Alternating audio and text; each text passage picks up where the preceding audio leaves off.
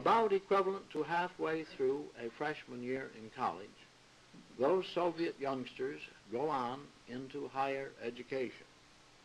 And then in the field of engineering, for example, they have 2 or 2.5 years more of physics, math, and chemistry. And then on top of that, they have professional engineering courses equal to, or, if anything, probably better than those which we have in this country.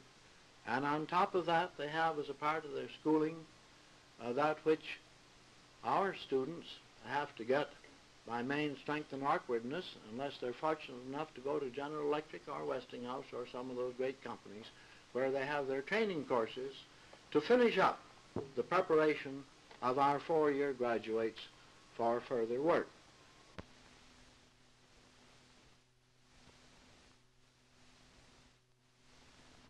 His mind should expand, he should develop in his ability to do creative thinking, probably for the most part unconsciously, but let's be glad in some cases consciously. Those students are hampered by the channeled form of education that they have, because in addition to this fine work in science, they are exposed to what we call the humanities, but I call the non-science work, where their history is distorted, their modern language is full of propaganda, and their social science is nothing but the party line.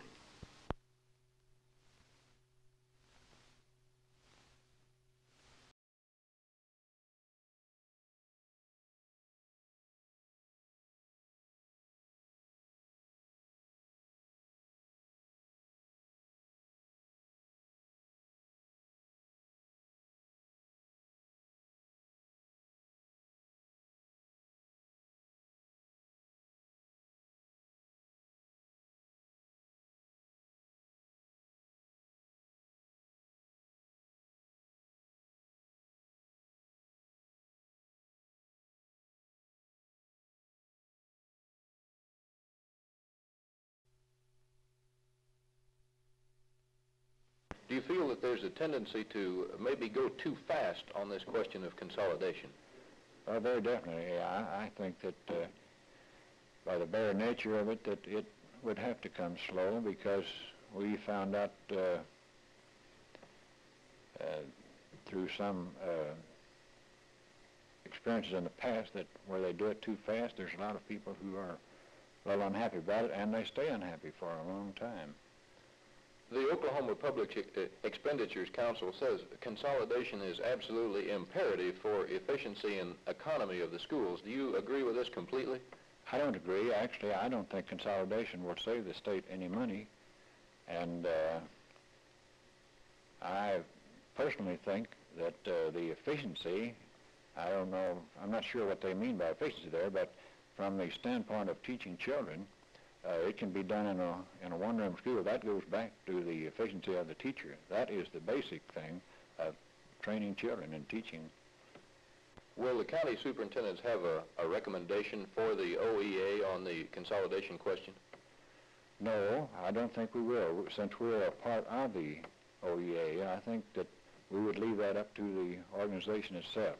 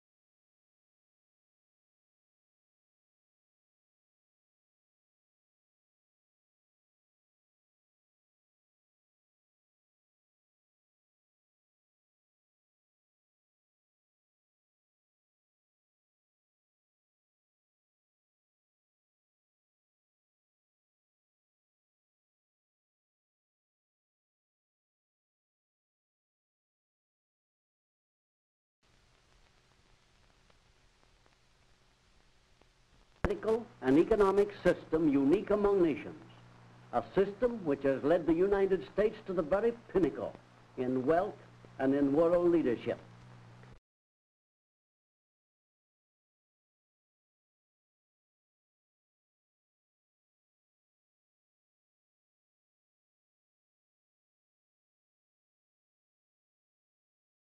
Well, the legislature appropriated for the fiscal year 1958-59 $3 million out of any surplus that might be available for colleges out of the 1957-58 fiscal year, and then the $20 million appropriated out of next fiscal year's income, which made $23 million, and we allocated the $23 million with the understanding that it was subject to the funds being available.